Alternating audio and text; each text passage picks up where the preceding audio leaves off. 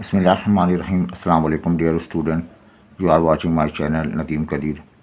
NED test के हवाले से फ़िज़िक्स का पीडीएफ सॉल्व हम करा रहे हैं और इस पीडीएफ में अब तक हमने 300 क्वेश्चंस हैं।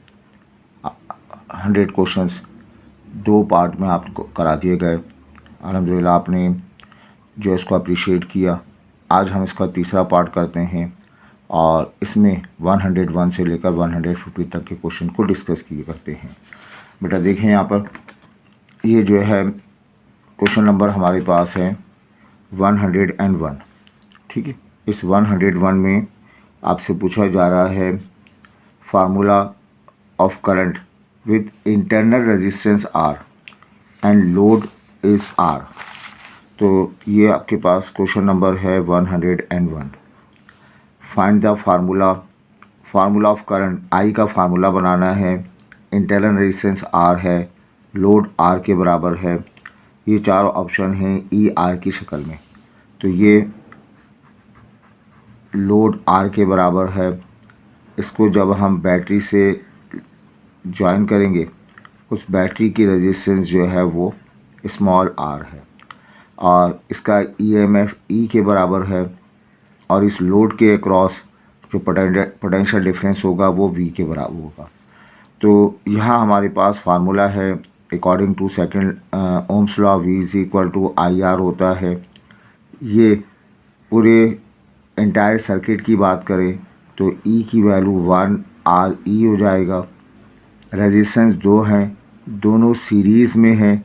सीरीज़ में होने की वजह से हम क्या लिखेंगे, R plus load plus of internal resistance. आपको करंट आई मालूम करना है तो बेटा आई के लिए हमारे पास फार्मूला हो जाएगा ई ओवर यानी EMF of the battery upon R plus capital small are.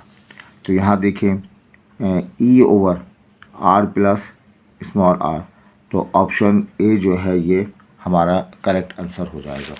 आगे बढ़ते हैं। कहा जा रहा है लेज़र बीम, लेज़र का टॉपिक आपने पढ़ा।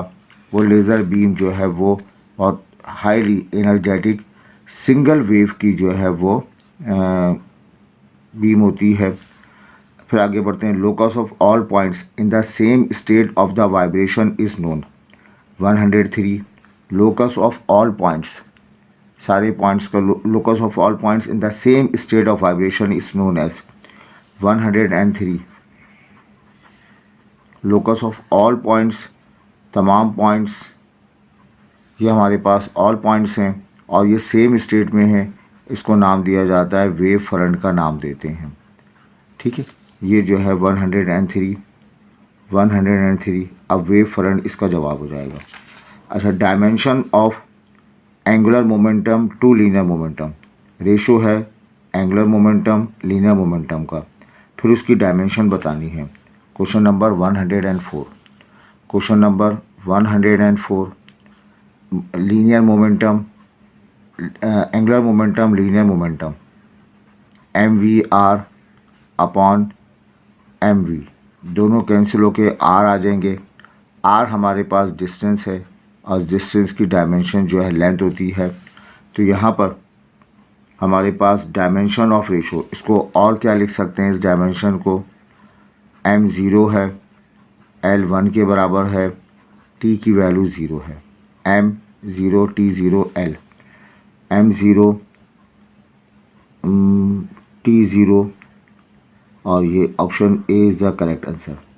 क्वेश्चन नंबर 105, ये काफ़ी मरतबा पूछा गया क्वेश्चन, एक इम्पॉर्टेंट पार्ट है। A diver spin faster when amount of inertia becomes. कोई आपने गेम्स वगैरह में देखा होगा कि जब जो है स्विमर एक डाइव लगा रहा होता है तो वो अपने आप को समेट लेता है, अपना स्पिन समेट कर फिर जंप करता है, जंप और उस स्पिनिंग उसकी फास्ट हो जाती है जब उसका मोमेंट ऑफ इनर्शिया जो है वो क्या हो, स्मॉलर हो। अपने हाथ को वो जो है वो करीब कर लेगा, अपने पैरों को मोड़ लेगा, इनर्शिया कम से कम करने की कोशिश करेगा, तो उसकी वजह से उसकी मूवमेंट स्पिन जो है वो फास्ट हो जाती है। ठीक, इसके बाद क्वेश्चन नंबर 106 में कहा गया तो मोमेंट ऑफ इनर्शिया अगर स्मॉलर हो तो वो ज़्यादा तेज़ी से फास्ट करेगा। क्वेश्चन नंबर 106 में pendulum clock gives correct time in Karachi is taken to Quetta.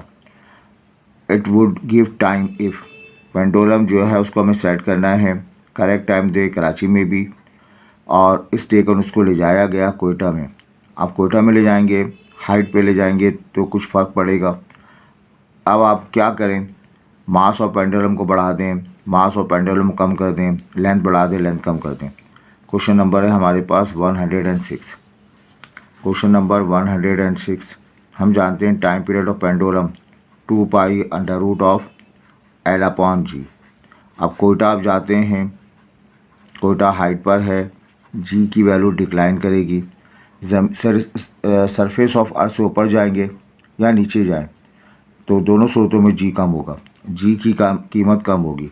Set करना है तो लेंथ को आप बढ़ा दें, लेंथ को बढ़ाएंगे टी जो है एडजस्ट हो जाएगा, टी जो है वो एडजस्ट हो जाएगा अगर लेंथ को जो है वो बढ़ा दिया जाए। जी कोयटा में कम होगा तो उस एडजस्ट करने के लिए लेंथ को बढ़ा दिया जाए।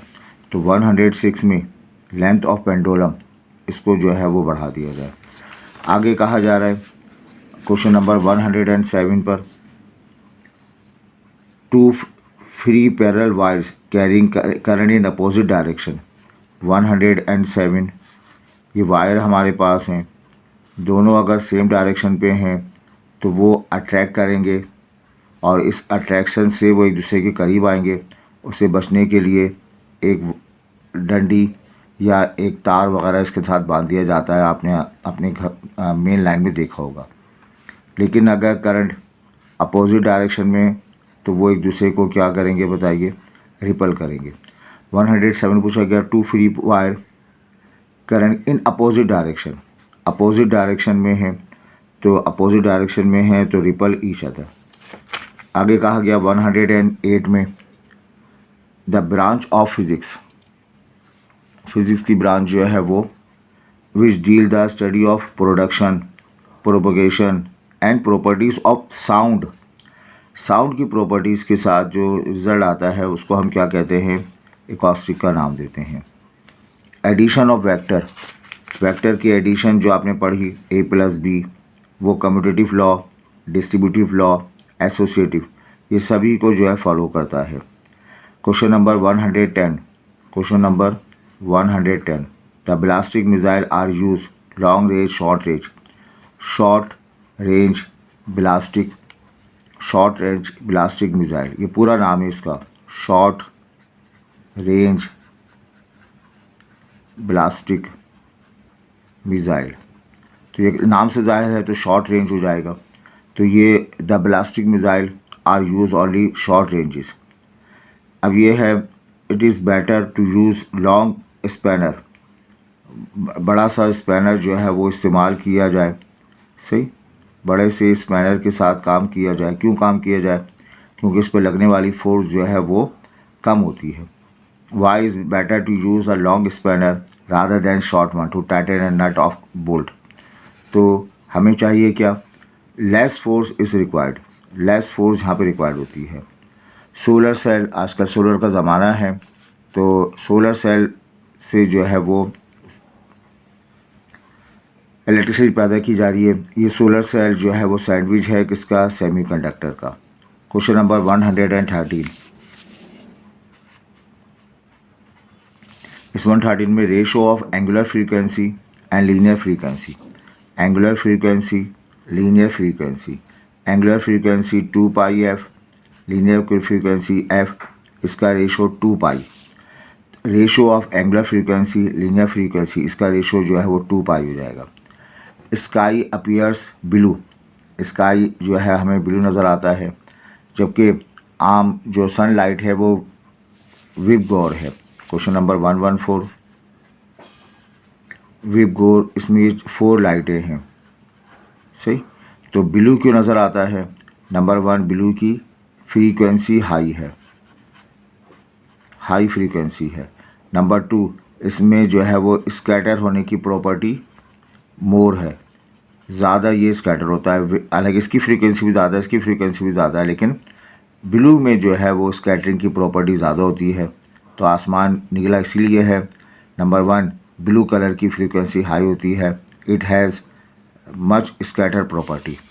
तो sky appears blue, red light blue light observe नहीं, ब्लू लाइट स्कैटर मोस्ट। ठीक है बेटा। कहा जा रहा है यहाँ पे next, light entering glass will not suffer changes in frequency wavelength. तो law of conservation of frequency की बात की जाती है। कंजर्वेशन ऑफ फ्रीक्वेंसी में कोई चेंज नहीं आता। सही, 115। जब भी कंजर्वेशन की बात की जाए तो उसका मतलब है उसमें चेंज नहीं आएगा। तो light entering glass will not suffer change of frequency पानी के अंदर फ्रीक्वेंसी, पानी से बाहर लाइट निकल रही हो तब फ्रीक्वेंसी सेम रहेगी। इसके बाद beats are use to find, beats इस्तेमाल करते हैं डिफरेंस ऑफ टू फ्रीक्वेंसी से बीट्स डेवलप होती है, फ्रीक्वेंसी को फाइंड आउट करने के लिए काम करते हैं। स्टार्स मूविंग अवे, अच्छा सवाल है। क्वेश्चन नंबर 117, अगर कोई स्टार जो है हमारी अर्थ से दूर जा रहा है तो दूर जाने डिस्टेंस ज़्यादा होने से वेवलेंथ बढ़ जाएगी। वेवलेंथ बढ़ने का मतलब है इस अमल को कहते हैं रेड शिफ्ट। अगर ज़मीन से किसी स्टार को हम देख रहे हैं, अब वो हमसे दूर जा रहा है तो वो हमें स्टार रेड कलर का नज़र आएगा। सिमिलरली एक स्टार हमारी ज़मीन, हम स्टार को हम देख रहे हैं वो हमारी तरफ बढ़ रहा है, तो जब बढ़ेगा तो वो ब्लू नज़र आएगा। उस ब्लू लाइट्स जो है हमें नज़र आएंगी, इसको ब्लू शिफ्ट का नाम देते हैं। तो इस वक्त क्या रहे, स्टार मूविंग अवे है तो वो रेड शिफ्ट हो जाएगा। क्वेश्चन नंबर 118, क्वेश्चन नंबर 118 में पूछा गया है आपसे, an elevator moving upward acceleration a. एक एलिवेटर है, ये एलिवेटर मूविंग अपवर्ड, ये अपवर्ड डायरेक्शन में जा रहा है, तो इसका वेट डाउनवर्ड डायरेक्शन में, इसमें टेंशन टी, इसमें एक वेट मशीन मौजूद है। और नेट कौन ज़्यादा है, अपवर्ड ज़्यादा है, टी माइनस डब्लू। नेट का मतलब क्या होगा, एम ए, ये टी हो जाएगा एम जी, ये M A plus M G is equal to T, M common ले लें, ए प्लस जी। तो ये जो टी टेंशन है यही एपरेंट वेट को रिप्रेजेंट करता है। तो एपरेंट वेट बढ़ जाएगा, इंसान को भारीपन महसूस होता है। तो ये क्वेश्चन नंबर है, एलिवेटर मूविंग अपवर्ड, तो बॉडी का mass in the elevator equal to m times g plus a, m times g plus a हो जाएगा। स्ट्रक्चर ऑफ NaCl, NaCl का स्ट्रक्चर, क्वेश्चन नंबर 119 NaCl का स्ट्रक्चर जो है वो इस तरह होता है, चारों तरफ सोडियम और बीच में जो है वो क्लोरीन हो जाएगा। तो क्रिस्टल NaCl का जो है वो क्यूबिकल शेप का जो है आपको मिलेगा क्रिस्टल। फिर कहा जा रहा है 120, the current produce by moving loop across the magnetic field. Loop हमारे पास है, कॉपर का लूप है, जब मैग्नेटिक फील्ड में उसको मूव कराया जाता है उसमें करंट प्रोड्यूस हो जाएगा, उस करंट को इंड्यूस करंट कहते हैं। और उस वायर के अक्रॉस जो वोल्टेज डेवलप होगा वो इंड्यूस EMF कहलाएगा। आगे कहा गया, a bullet hits and gets embedded, एक बुलेट को हिट किया गया और वो एक सॉलिड ब्लॉक में जो है वो धंस गई। Resting on horizontal frictionless table, जो है ब्लॉक टेबल पे मौजूद है। व्हाट इज़ द कंजर्व, अब ये आम प्रैक्टिकल लाइफ है, इसमें एनर्जी का लॉस होता है, काइनेटिक एनर्जी कंजर्व नहीं रहती, बट मोमेंटम जो है वो कंजर्व रहता है। इलेक्ट्रोमैग्नेटिक वेव्स, हमारे पास बहुत सारी EM वेव्स हैं, इंफ्रारेड ले लें और विजिबल लाइट ले लें, तमाम लाइट जो है इलेक्ट्रोमैग्नेटिक है। EM वेव्स हैं, वो डायफ्रैक्शन भी करती हैं, पोलराइजेशन भी है, रिफ्रैक्टेड भी है, all of this. Sun rays हम तक पहुंचती हैं, सन रेज़ हम तक सिर्फ रेडिएशन की वजह से पहुंचती हैं, कोई कंडक्शन वगैरह हमारे साथ में नहीं होता। ये अच्छा सवाल है, क्वेश्चन नंबर 124। इस 124 में आपने याद रखना है, आपने पढ़ा अर्थमेटिक सीरीज़, मैथ्स के स्टूडेंट हैं आप, 2, 4, 6, 8, 10, ये मैथ सीरीज़ है। इसका मीन अगर मालूम करना हो सबको ऐड करके जो है n से डिवाइड कर देते हैं। अगर हमारे पास हार्मोनिक सीरीज़ आ जाए, हार्मोनिक का मतलब 1/2, 1/4, इसका रेसिप्रोकल 1/8, तो यहाँ हार्मोनिक मीन का फार्मूला अप्लाई करते हैं। अगर दो हों, ए और बी दो हों, तो 2ab divided by a plus B. अगर दो ऑब्जेक्ट HP को फॉलो करते हों तब ये फार्मूला अप्लाई होगा। अब HP में अब देखो हमारे पास रेशो में काम करते हैं। ये समथिंग अपॉन 5 ये दो चीज़ें हैं, तो इनका मीन हार्मोनिक मीन से निकाला जाएगा। ऊपर कांस्टेंट आ रहा हो, ऊपर चीज़ें वेरी कर रहा हो, नीचे कांस्टेंट आ रहा हो। अगर ये लिखा हुआ है 3/5, ये आपके पास है, ठीक, तो ये इसका फार्मूला हो जाएगा। और अगर लिखा है 5/2, फिर लिखा हुआ है 5/3, तो ये जो है वो अर्थमेटिक मीन के साथ हम काम करेंगे। आप इसको समझें कि न्यूमरेटर अगर कांस्टेंट आ रहा हो तब उस सूरत में एवरेज करने के लिए हार्मोनिक मीन इस्तेमाल करते हैं। ठीक, यहाँ ये a boy goes to school, speed 1 metre per second, return to at speed 1.5 metre per second, what is the average boy 1 metre per second. अब स्कूल है, स्कूल का तस्करा है, स्पीड की बात की जा रही है। स्पीड का फार्मूला डिस्टेंस अपॉन टाइम। पहली स्पीड उसकी है 1 मीटर पर सेकंड, दूसरी स्पीड कितनी है 1.5 मीटर पर सेकंड। दोनों मरतबा वो डिस्टेंस क्या कर रहा है बताइए, ये भी डिस्टेंस सेम डिस्टेंस क्लियर कर रहा है, सेम डिस्टेंस कवर कर रहा है। अगर न्यूमरेटर सेम आ रहा हो तो हम हार्मोनिक मीन इसमें इस्तेमाल करेंगे। इसका formula 2ab upon a plus b हो जाएगा। ये स्पीड का फार्मूला है, डिस्टेंस सेम है, सही, और तो हम हार्मोनिक मीन इस्तेमाल करेंगे। क्या फार्मूला होगा बताइए, फर्स्ट टर्म 1 आ जाएगी, सेकंड टर्म 1.5 हो जाएगी, डिवाइडेड बाय 1 प्लस 1.5, ऊपर आ जाएगा बेटा 3, है ना, मल्टीप्लाई होके ये 2.5, इसका जवाब 1.2 आ जाएगा। तो ये बी जो है इज़ द करेक्ट आंसर। आगे बढ़ते हैं। अब कॉपर वायर को हीट किया गया 100 डिग्री सेंटीग्रेड तक, तो उससे जो वेव्स डेवलप होंगी वो इंफ्रारेड डेवलप हो जाएंगी। लेकिन कॉपर प्लेट के बजाय ब्लैक बॉडी होता तो उसमें से जो है वो हर किस्म की वेव्स डेवलप होंगी, इंफ्रारेड भी, विजिबल भी, सही। अब system in which heat neither inter system in which heat neither inter nor leave the system is called.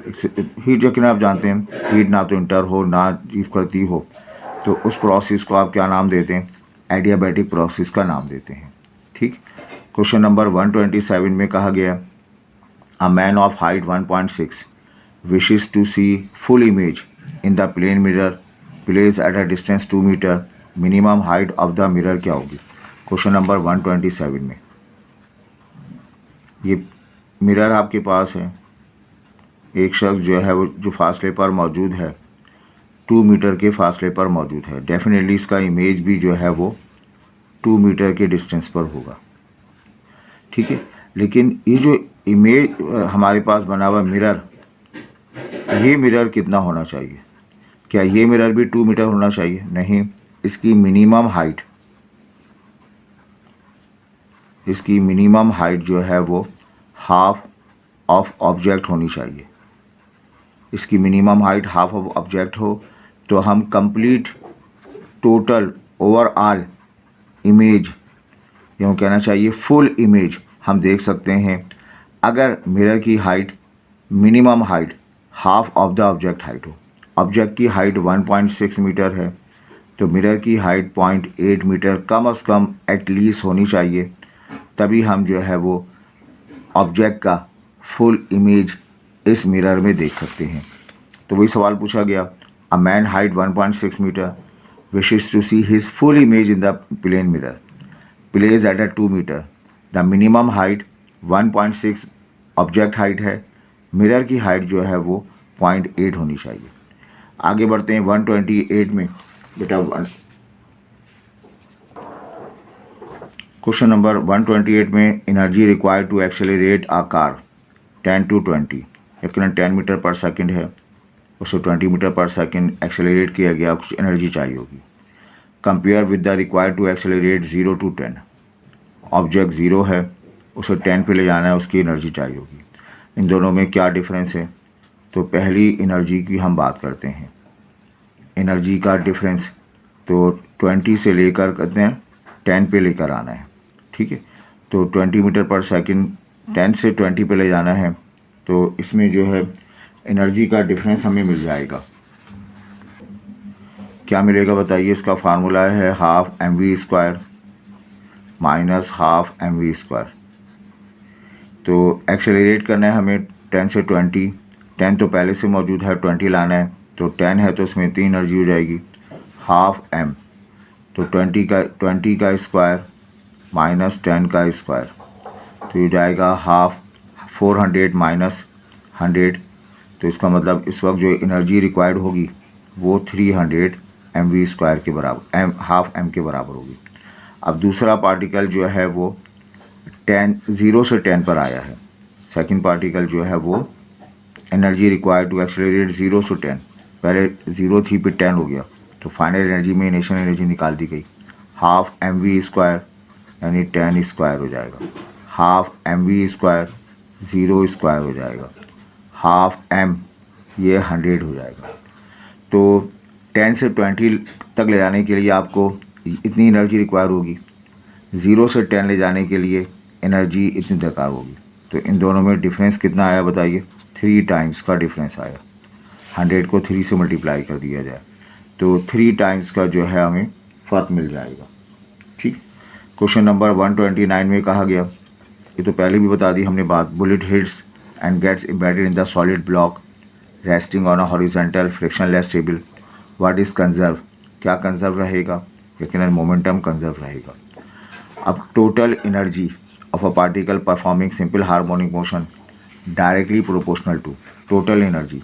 Question number 130, imagine कर लें ये स्प्रिंग की बॉडी है, मूव कर रही है, जब पार्टिकल सेंटर में आता है तो उसमें टोटल एनर्जी जो है वो बराबर है K/m √(x0² माइनस x², ये इसका फार्मूला है। तो ये x0 जो है क्या है? x0 एम्पलीट्यूड है और ये एम्पलीट्यूड स्क्वायर रूट के अंदर है, तो यहाँ लिखेंगे एनर्जी जो है simple harmonic motion directly proportional, और ये बिल्कुल सामने लिखी हुई है, तो डायरेक्टली प्रोपोर्शनल है स्क्वायर ऑफ एम्पलीट्यूड के। अच्छा बेटा, आप देखें ये क्वेश्चन नंबर हमारे पास है 131। इस 131 में कहा गया अ कैनन आफ्टर फायरिंग रिकॉयल, जो कैनन किसी कैनन से फायर किया जाए तो पीछे की तरफ धक्का लगता है, वो एक्शन रिएक्शन के बाइस होता है।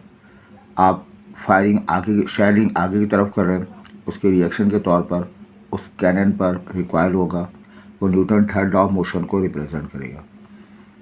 132 में बेटा आपसे कहा गया a person is standing on a rotating platform, rotating platform है, फर्श है जो रोटेट कर रहा है, with his arm hanging down, अब अपना हाथों को, आर्म को जो है डाउन की तरफ समेट रहा है। इफ़ ही आउट स्ट्रेच, अगर वो अपने हाथों को स्ट्रेच करे, बाहर की तरफ करे, अपनी चौड़ा होने की कोशिश करे। द प्लेटफॉर्म विल, अब जो प्लेटफॉर्म पे जिसमें मौजूद है वो प्लेटफॉर्म जो है वो स्लो हो जाएगा। रीज़न क्या है? क्वेश्चन नंबर 132 की।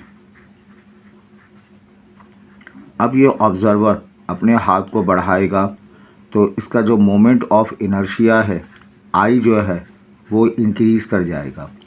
मोमेंट ऑफ इनर्शिया इंक्रीज़ करेगा तो उसका मतलब है कि मूवमेंट जो है, रोटेटिंग मूवमेंट जो है वो स्लो हो जाएगी। इसका रिवर्स भी होता है, वहाँ पीछे डिस्कस कर चुके। अब आइए 133 पर।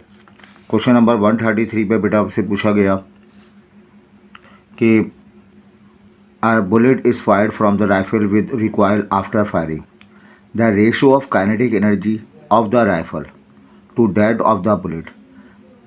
रेशो बताना है काइनेटिक एनर्जी ऑफ राइफल की काइनेटिक एनर्जी और बुलेट की काइनेटिक एनर्जी का जो है वो हमें रेशो बताना है। ठीक, क्वेश्चन नंबर 133 पर।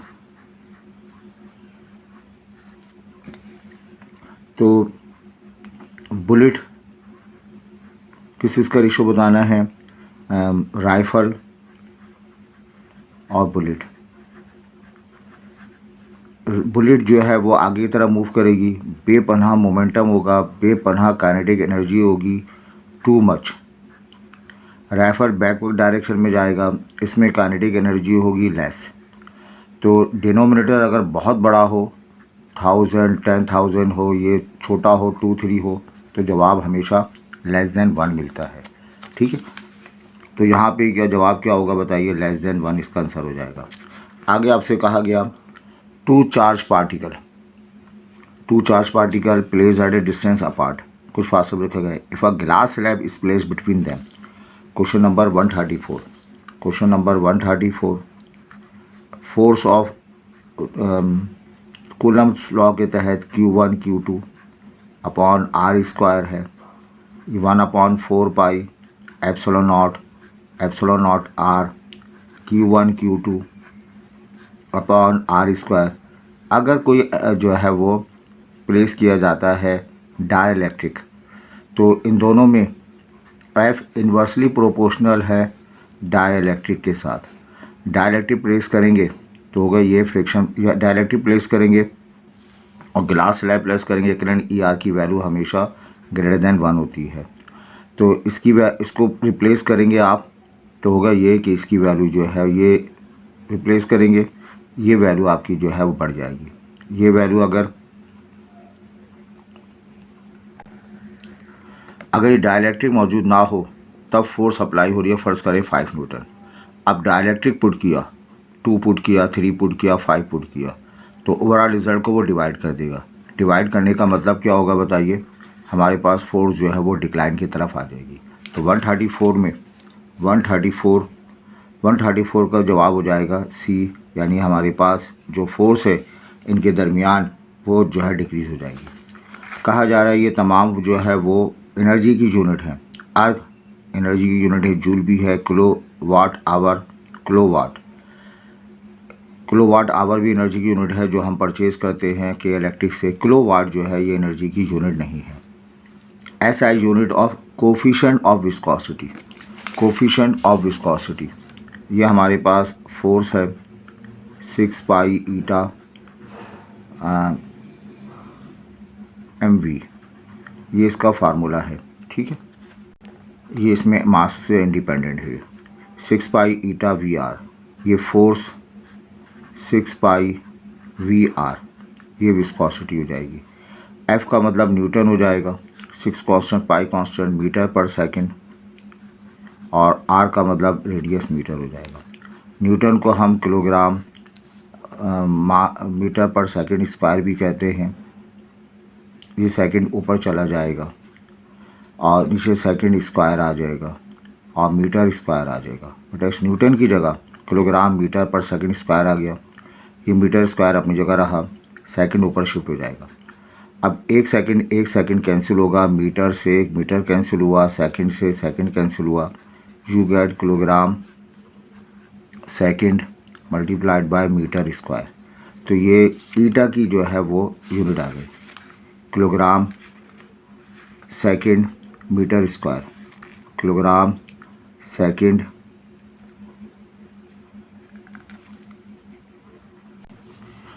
सॉरी, ये मीटर से एक मीटर कैंसिल हुआ तो मीटर की पावर 1 हो जाएगी। तो ये हम कह सकते हैं किलोग्राम मीटर की पावर पर मीटर पर सेकंड, ये जो है इसकी यूनिट हो जाएगी। किलोग्राम पर मीटर पर सेकंड इसकी यूनिट हो जाएगी। ये 1 फेमटो, एक तो होता है मिली, फिर उसके बाद माइक्रो, फिर उसके बाद नीनो, उसके बाद पीको, उसके बाद फेमटो 10 पावर -15 होती है। आउट ऑफ द, अच्छा सवाल है, following set the resultant of the triplet can not be zero. इन तमाम का 3 फोर्सेस अप्लाई हो रही हैं, इनका रिजल्टेंट 0 हो सकता है, 0 हो सकता है, 0 हो सकता है, लेकिन किसी एक का नहीं हो सकता। तो उसके लिए क्या करेंगे, इन तीनों की मदद से ट्रायंगल बनाने की कोशिश करें। Question number 138। तो 10 10 10 की ट्रायंगल बन सकती है, तो इसका मतलब है इन फोर्स का रिजल्टेंट 0 हो सकता है। 10 10 20, ये 20 है, 10 10 की ट्रायंगल बन सकती है, तो इसका सम भी 0 हो सकता है। फिर 10 40 40 40 एक बड़ी साइड है, ये 20 आपके पास आ गया, ये 10, इससे ट्रायंगल नहीं बनेगी, तो इससे आप रिजल्टेंट 0 नहीं बना सकते। 20 फिर 20 फिर 10, इससे ट्रायंगल बन जाएगी, तो ये जो है वो ये तीनों फोर्सेस रिजल्टेंट 0 हो जाएगा, लेकिन इससे रिजल्टेंट 0 नहीं होगा। क्वेश्चन नंबर जो है 139 में रिलेशन बिटवीन हॉर्स पावर वाट, बड़ा फेमस सा है। 1 हॉर्स पावर 746 वाट के बराबर होता है। ये अच्छा सवाल है। 143 identical spring each constant K are hook together, the spring constant of resultant will be. Question number 140 है, एक स्प्रिंग है, उसका कांस्टेंट के। अब इस स्प्रिंग को हमने जो है वो सीरीज़ में जोड़ दिया। अब बताइए नेट रिजल्टेंट कितना होगा। एक इसका तरीका है 1/k, net resultant 1/k1 plus 1/k2 plus 1/k3। इसमें सीरीज़ में हमेशा ऐसी होगा, सीरीज़ में मेजर किया जाएगा। या इसका शॉर्टकट है k/n। अगर सब एक जैसे हों, k हों, तब शॉर्टकट k/m। ये k हो जाएगा, काउंट करें 1 2 3, 3 लिखा जाएगा, तो ओवरऑल जवाब होगा k/3। 4 हों, 5 हों, सब एक जैसे होने चाहिए, तब इस फार्मूले से करेंगे। अगर सबके सब डिफरेंट हो तो फिर ये वाला फार्मूला अप्लाई किया जाएगा। तो यहाँ देखो बेटा, कहा जा रहा है 3 आइडेंटिकल यानी एक जैसे स्प्रिंग है, कांस्टेंट k के बराबर है, hook together, spring constant of the resultant k/3 के इक्वल हो जाएगा। ये काम आप रेजिस्टेंस में भी कर सकते हैं, जब उनको पैरेलल जोड़ा जाए तब वहाँ पर भी r/n के साथ फार्मूला अप्लाई कर सकते हैं। बेटा ये सवाल देखें, ये अच्छा सवाल है। The 2 pipe, one of open other is close, one end same length, then ratio of their fundamental frequency 141 के लिए हम काम करेंगे। 141, 2 पाइप हैं, एक कौन सा पाइप है बताइए, 2 पाइप, 1 इज़ ओपन। इस ओपन पाइप के लिए फंडामेंटल फ्रीक्वेंसी है Faheem is very too late. Close के लिए ये 4 हो जाएगा, V/4L। अब इनका रेशो बताना है, ऊपर वाली टर्म V/2L, नीचे वाली टर्म V/4L। बेटा ये आ जाएगा V/2L और ये 4L/V। ये V और V कैंसिल, L और L कैंसिल, 2 2 ज़ा 4, 2/1। रेशो जो बनेगा वो रेशो जो है वो 141 का जो रेशो आएगा वो रेशो आएगा 2/1 के बराबर आ जाएगा। आगे कहा जा रहा है, ये बड़ा अच्छा आसान सा सवाल है, आप ख़ुद भी अटैम्प्ट कर सकते हैं। 142 फोर्स गिवन है, इनिशियल पॉइंट गिवन है, फाइनल पॉइंट 1354। क्वेश्चन नंबर जो है 142, वर्क डन मालूम करना है। वर्क डन का formula force into displacement. Force हमें गिवन है, डिस्प्लेसमेंट नहीं गिवन। ये डिस्प्लेसमेंट इनिशियल पॉइंट दिया हुआ है 1357, 1357। पार्टिकल पहले 13 पे था, 570 पे था, फाइनल में से इनिशियल निकाल दें 5 - 1 I, फाइनल पॉइंट में से इनिशियल पॉइंट निकाल दें 7 - 3 J। तो बेटा ये 4I प्लस ऑफ 4J हो जाएगा, ये डिस्प्लेसमेंट। फोर्स आपको गिवन है, फोर्स आपको गिवन है 2I 3J, 2I plus 3J। तो बच्चों इन सबको इनका डॉट प्रोडक्ट हम ले लेते हैं। I कंपोनेंट 8 हो जाएगा, 12 हो जाएगा, यू गेट 20। तो इसका रिज़ल्ट जो है वो 20 के बराबर ए ऑप्शन आ जाएगा। ठीक है। क्वेश्चन नंबर 142 फिर कहा गया है according to special theory of relativity. Special theory of relativity की बात करें, उसके तहत 3 रिजल्ट हैं, time dilation, length contraction, mass changes, length of body along the direction of motion relative to an observer with velocity comparable to speed of light. Length of body, length जो है length contraction की बात की जाती है। Length contraction का मतलब length decrease हो जाएगी। फिर observer shoots parallel to metre stick at very high speed, find the length of the metre stick. Stick है, 1 मीटर की स्टिक है, तो जब वो रिलेटिवली मूव कर रही होगी स्पीड ऑफ लाइट से तो वो स्टिक की लेंथ कम हो जाएगी, लेस देन 1 मीटर हो जाएगी। फिर कहा गया फोटोन क्या है। Photon packet of energy, photon waves हैं, इलेक्ट्रोमोटिव EM वेव्स हैं। इलेक्ट्रॉन के मूवमेंट से फोटोन जो है वो एनर्जी रिलीज होती है फोटोन की सूरत में। X rays, gamma rays, they are also known as photon. Photon हमारे पास न्यूट्रल पार्टिकल होता है, से न्यूट्रल पार्टिकल।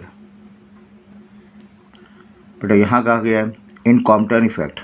कॉम्पटन इफेक्ट में फ्रीक्वेंसी ऑफ स्कैटर फोटोन, ये हमारे पास क्वेश्चन नंबर 1। आप जानते हैं, आपने जो फार्मूला पढ़ा है कि जब एक्स रेज इलेक्ट्रॉन पर हिट करती है, जब फोटोन हिट करती है तो वो स्कैटर हो जाती है। ये लैम्डा वेव लेंथ, ये लैम्डा डैश। वेव लेंथ जो है ग्रेटर हो जाएगी, वेव लेंथ इंक्रीज़ कर जाती है, स्कैटर वेव लेंथ इंक्रीज़ कर जाती है। तो फ्रीक्वेंसी क्या होगी बताइए, इसका अपोजिट फ्रीक्वेंसी डिक्रीज़ कर जाएगी। इस वक्त जो फ्रीक्वेंसी होगी वो हाई होगी और फ्रीक्वेंसी इस वक्त जो है वो डिक्रीज़ कर जाएगी। लैम्डा इस वक्त स्मॉल होगा और लैम्डा डैश इस वक्त हाई हो जाएगा। तो दोनों अपोजिट होते हैं, दोनों अपोजिट होते हैं। तो इंसिडेंट से पहले भी, इंसिडेंट के बाद भी, और हमेशा हर जगह ऐसी होगा। In Compton effect frequency of scatter photon, ये स्कैटर फोटोन है।